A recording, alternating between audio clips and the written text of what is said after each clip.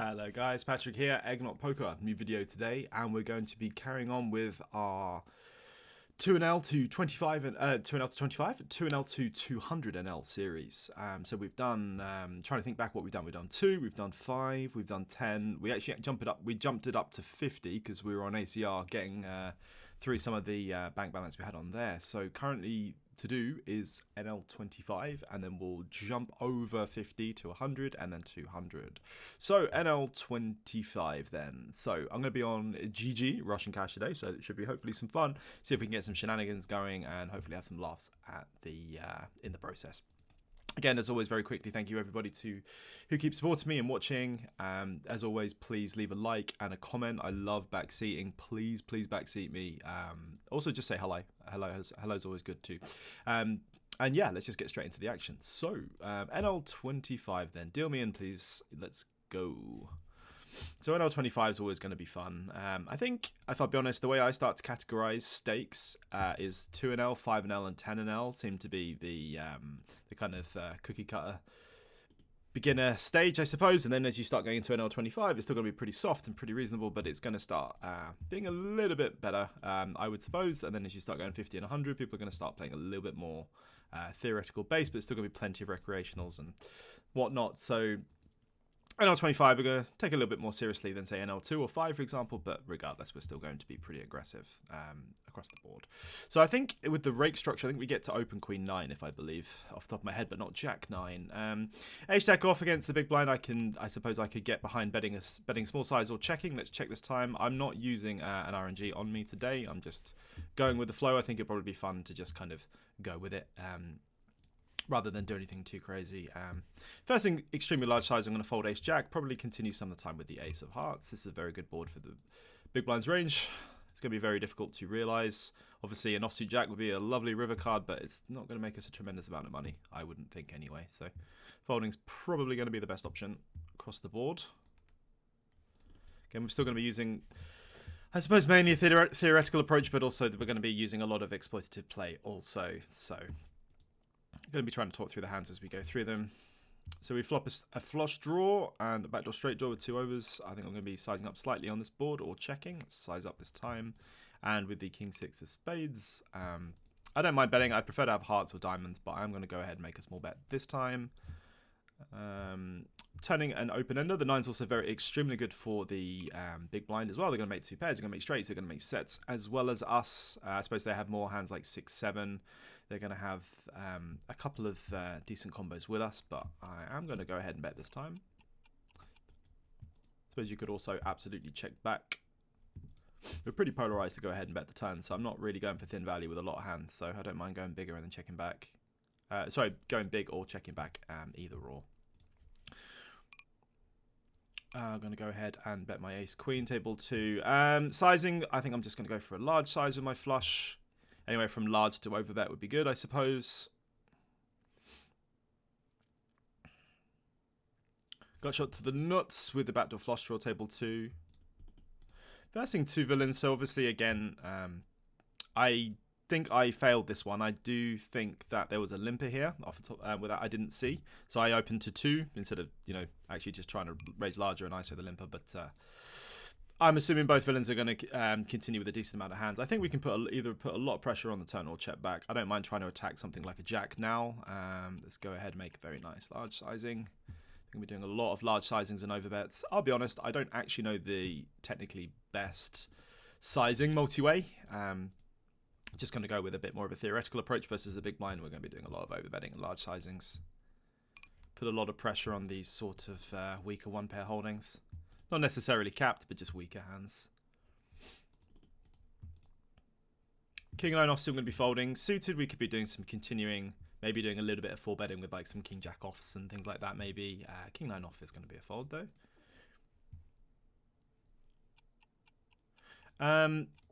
Just because we've got a shorter stack recreation, I'm not going to open the King 6. You could open that in the small blind, but I feel like we're going to get into some awkward situations if we get shoved on or 3-bet, and also, well, we're obviously folding to 3-bet, but if villain continues, it's going to be a very awkward SBR with a very difficult hand to play out of position, so don't mind just folding. And clear 3-bet with the ace queen suited. Won't be going anywhere.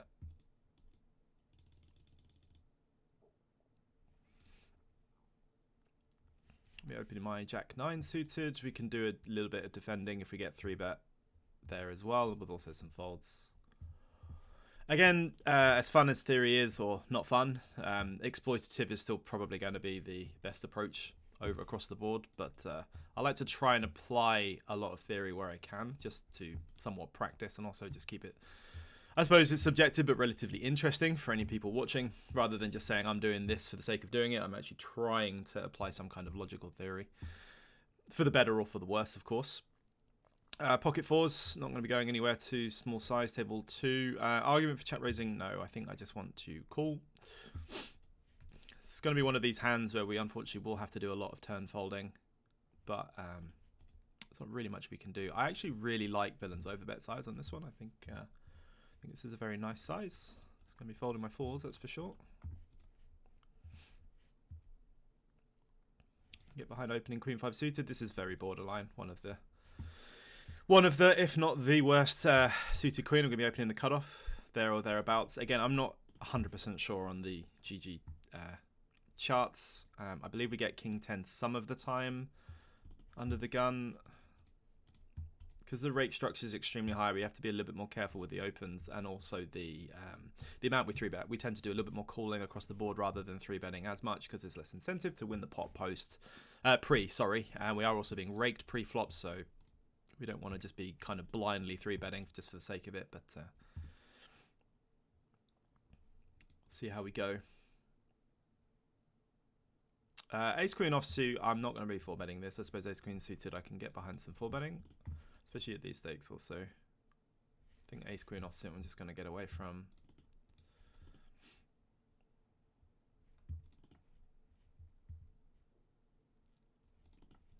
Jack 10 offsuit, we'll open this one and we'll be folding to 3-bet. Pretty clear.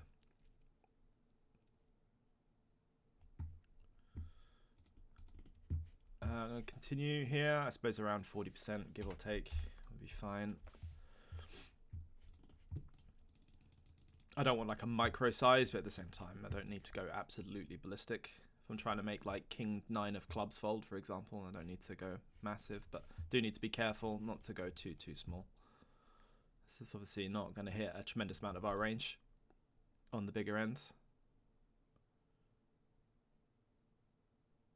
Flop in middle set, table 1, which is nice. I'm going to incorporate a lot of overbetting and big betting here with a double Broadway, and I'm going to be 3-betting the ace queen. I'm going to downsize. I'm normally going 13 or 14 here. I'm going to downsize slightly.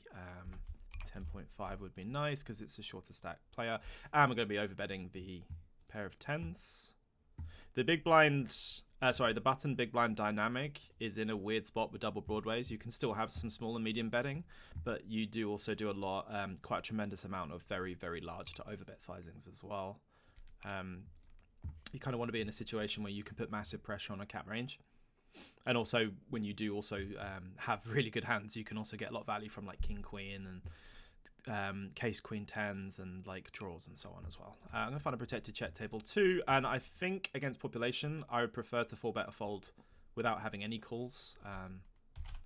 So I'm going to 4-bet the king 10 suited here, and I'm going to call the 9-8. I could probably find in some check raise versus small, but prefer check call as played, and then clear fold versus 5-bet. Don't like villain size either. I think just jam would be better than this kind of 5-bet click. Checking table 2 with my pair of 9s. Now the question is, can we go for value here? It's very, very close. I think, well, to be fair, I don't think it's close. I think it's a clear check. Villain's going to snap check back a hand like a 5, pocket 7s, pocket 6s, ace deuce. Maybe he'll riv us with 10x of spades or something, but yeah. I think go for value would be a mistake. If we check and face a bet, there's some argument for turning a hand into a bluff or just calling, I suppose. Wouldn't be expecting villain to have a king or a 10 in that line a tremendous amount of the time, or a flush for that matter. But it is always somewhat scary to go ahead and bluff catch in the these are still micro stakes, so yeah, still somewhat scary. Again, so 9s here, for example, if I was on like a stars rake, I'd be 3-betting this almost always, but because we've got a higher rake environment, I don't mind having some calls here some of the time. Let's go with a call this time.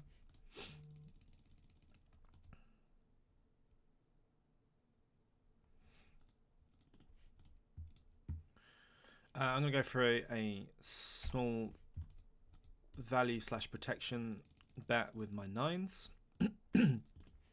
Obviously trying to target overs and worse pairs for value, protecting our hand against just like, you know, ace jack of diamonds and whatnot. Queen of clubs is a bad card for range, because obviously we're probably not going to be betting flatting a tremendous amount of queen x that's betting the flop. We'll be checking back and trying to realise. Getting check raised would be a disaster. We could easily just be ahead. We'll be checking back. If villain goes ahead and bets, then we'd have a decision, again, between calling, folding, and turning a hand into a bluff. As played, we're just going to try and check down and try and win versus like ace-king, ace-jack of hearts, or like a pair of eights or something. Ace-deuce of hearts, that's fine. That's a good line from villain to take. I think there would be some river bluffing in his point of view. Perhaps also some flop bluffing. Check raising, check calling are both fine. I think as played, the deuce is not going to win on showdown a tremendous amount of the time. So I don't mind the check call, check into river bluff potentially from villain. Maybe even a turn lead, but I think river bluffing would have been good for villain there. Of course, you know, having a deuce is showdown value, but it's subjective, isn't it? Is the deuce really going to win there very often on showdown? Probably not. So being a bit more aggressive on the river from villain probably would have been a little bit better there.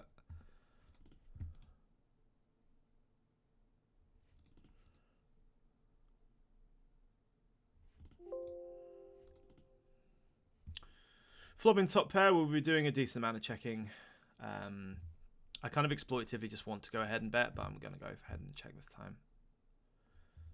There's nothing wrong with betting to some extent at micros. It's just how theoretical, how exploitative do you want to take it. Queen 4 suited, I think I'm going to be very, very high frequency calling. I don't actually think there's any. I think there might be a tiny smidge of 3-bet. Play a check call. There's also some check raise. Could also lead this card because this should be. You know what? I actually will lead this card. What we're doing here is we're stopping villain checking back. Losing value and realizing you shouldn't have a lot of ace-x that really just wants to bet the flop, except like ace-x of diamonds or like maybe ace-10 of spades that sometimes bets, but and then we will be going for suppose we could argue between going, because I block diamond combos, I think he's got more jack-x, so I'm just going to go for a block size against like queen-jack, jack-10, etc, and then I'll have some bluffs here as well. I could have queen-10 of spades or something some of the time. Maybe king 10 of spades, things like that. First thing, check back, I'm just going to go ahead and start betting. I don't need to start over betting here. I suppose you could do some very large sizings, but I think if we're just targeting like ace 8 of spades and stuff, we can go for a small to medium size. We've got a 4, we could have a straight here, we could have loads of 2 pairs and so on. Now debating size, I think we're going to have a lot of flush draws that miss. We're going to have some jack X plus. I don't mind going for an overbet with this one now. Yeah, the only thing I'm worried about potentially is 9s, but no, I am going to find an overbet. I'm going to put big pressure on like 10s and 8s and things like that.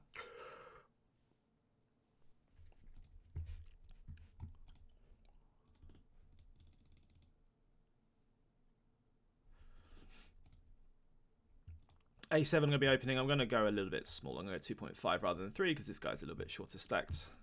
I don't think I'm going to get jammed on, but it's just a case of don't need to go as massive to get the job done.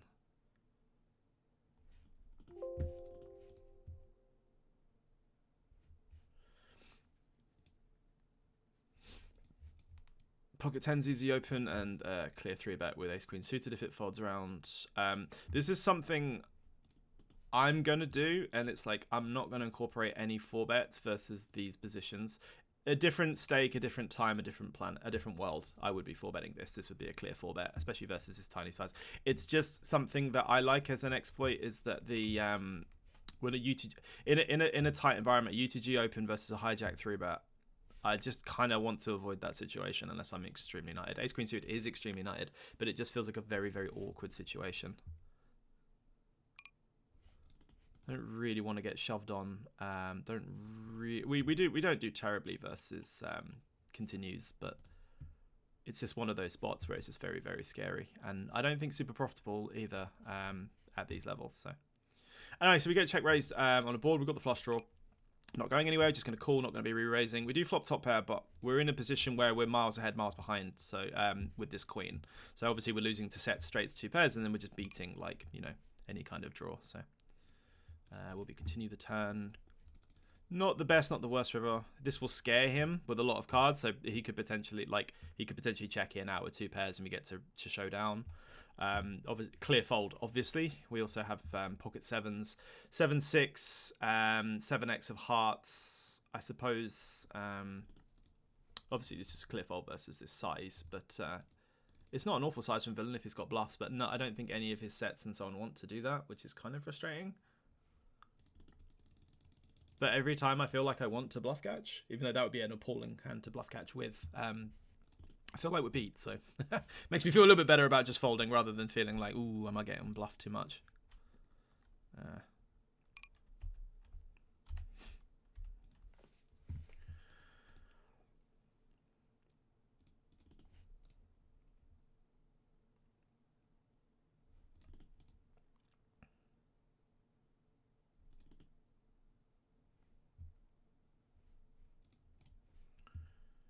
Open up my queen 10 of clubs.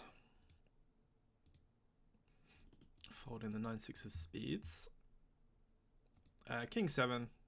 Can get behind opening. These like king 5, king 6, king 7 are somewhat mixed opens, but again, it's like whatever. They're pretty neutral though. You don't really make a tremendous amount of money from opening them, but for a video, they're fun to have as opens. We'll be defending 5-3 suited versus the button, not versus the 3-bet though.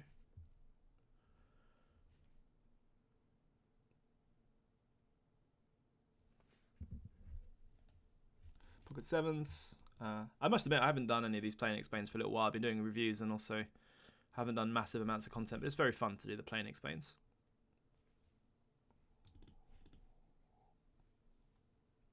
We'll be playing for about 20 to 25 minutes, give or take.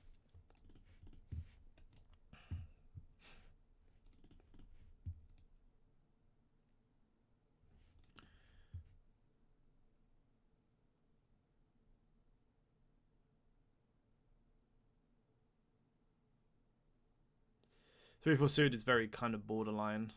I would prefer to have kind of like 4-5 suited plus 5-3 suited. Gonna defend though. Calling ace 10. We'll be defending based on size, I suppose. It's a very bad board for our hand, but our range is doing pretty well. Versus a small size, we just have a continue. I don't even need a diamond versus this size. Ace high is clearly going to be ahead of a lot of hands. Folding. 10 large size, I think we're just calling. Villain's still got all best hands in range, so I think just getting to the river is what we're trying to do. Really hoping for a check. A lot of villains, double barrels are going to involve flush draws. They're supposed to also have like queen jack with a diamond, and you can nuke this river. I think with our combo with no diamond, I think we just have a clear check. We could even just lose in this slide. I wouldn't expect, I wouldn't be surprised if we lose, but we are doing pretty well across the board. Not to 4 deuce though, that's quite sad, but I meant hands like over pairs and hands similar to ours, maybe some 2 pairs. Just because when a very, very tight player goes for the big into big, he's either just going to have like ace, 8, like two big overs and a miss flush draw or something like that, or a hand like similar to our hand or better. Because I don't think a lot of these boys bet a lot of like queen 10s and king 10s on that flop, things like that. But you know, the hand plays itself. There's not really anything to say. A very bad board for in position because we do 3-bet 6s, 8s, and 10s, but it's just a case of like we don't 3-bet 6s all the time or 8s. I don't mind checking here. I don't mind betting somewhat around half pot. Let's go with a half pot bet this time. Checking would also be fine. Because the thing is, it's weird because if you think about it, you could say like, oh, ace king, we're either miles ahead or miles like, or we're behind a pair. Like, why are you betting? Nothing worse is gonna, nothing better is gonna fold. Well, the thing is, it's like, yeah, we do a lot of checking on that board, but at the same time, I'm gonna fold this king queen suited. Yeah, it's like storytelling, isn't it? We can't always, if we, for example, if we say right, we've got kings, we're gonna bet a lot and sometimes trap, and then we've got ace king, we're always gonna check. It's easy for villain to start kind of like targeting us as having like good ace high showdown value, however you describe showdown value, because it's subjective somewhat. But like, if I check here and he just gets to stab, it's very difficult for me to kind of continue a lot. So betting isn't terrible either. Also, I do have those pairs in range. At least 6s some of the time, 8s some of the time. But if you're always checking one part of your range that can bet sometimes, then you've become somewhat exploitable. But it always comes down to, like, we're playing NL25, aren't we? So it's not like we're going to be really sort of mega exploited. People are just going to play their hands a lot.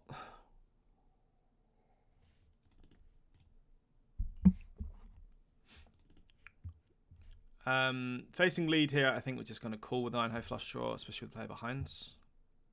Big blind's going to have any, like, deuces, 5s, 3s, ace 4, 4-6, like 5-3. Like, we're just going to call and try and realize in position. If villain checks, we will attack this king. King is a good part of our range, so villain's not likely. I mean, at this level, they're not donking like king 3 and king 5, king deuce. They're just betting like a kind of mergy hand. I'm going to be betting this one. Pretty polar to bet this turn. We could get check raised and it would suck. But at the same time, we're trying to target a hand like king 3 of, well, not king 3, sorry, like queen 3 of spades or something that may have led at a recreational level, and that leads and checks. They're very capped. So facing this extremely large size, easy fold with queen 10. We're doing a lot of folding anyway, but that size makes it somewhat easy. Folding this jack 7, and I'm going to 3-bet the ace queen. I'm going to make it again exploitatively slightly smaller. It's something I do sometimes. Just because it's mainly just because this guy's short stacked. That's the reason I'm doing it. Well, it's not even exploitative, it's more strategic, but you know what I'm saying.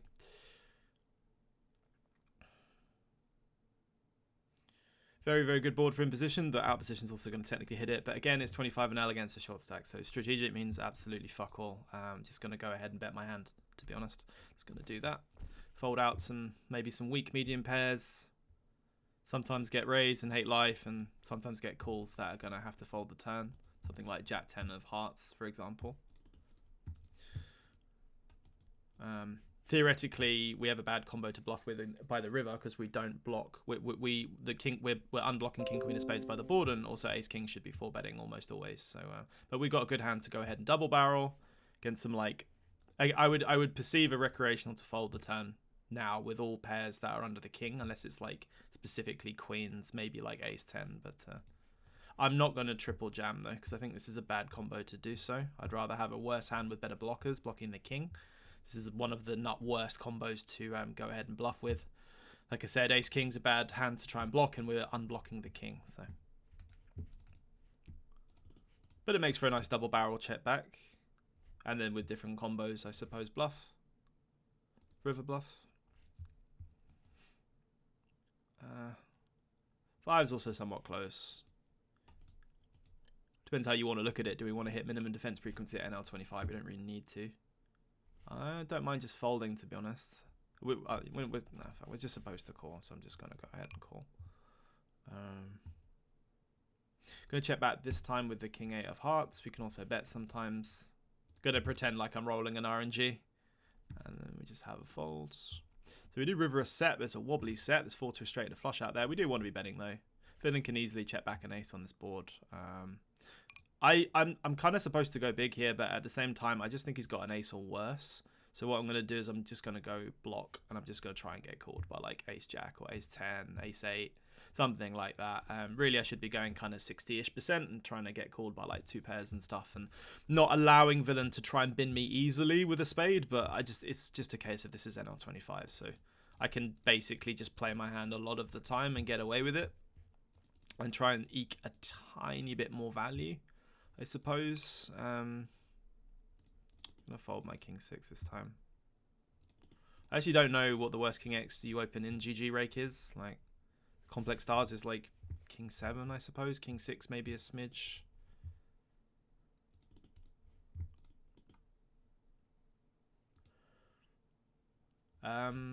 We'll play for another 1 or 2 minutes, and then we'll call it for this one.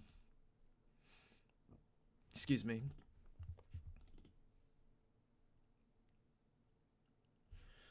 Okay, these are our two hands then. We'll open threes, and obviously we've got a clear 3-bet with the aces. I'm also, again, slightly sizing down just because of the 3-better. Sorry, the opener. Also, there's a bunch of short stacks behind, so... I'm going to fold this time with the threes. You do kind of mainly call, but it doesn't make any difference. So we're going broke. The only question is, how are we going broke? We've got like a 3.5 to 1 SPR and a 2 to 1 SPR. Let's start off with a half pot sizing on this one.